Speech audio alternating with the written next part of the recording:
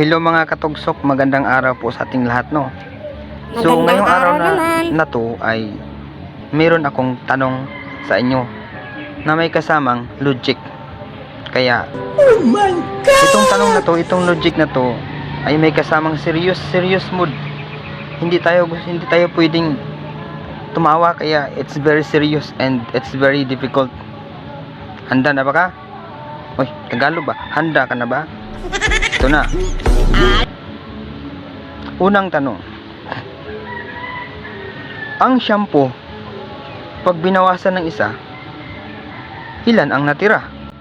Bakit? Ilan ba? Siyempre, siyam. O ano? Difficult, it's very difficult.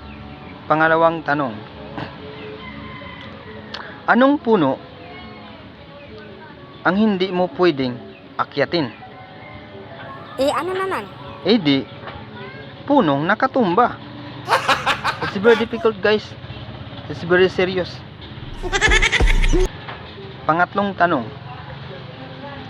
Bakit ang biik ng baboy pag lumalakad nakayuko? Bakit?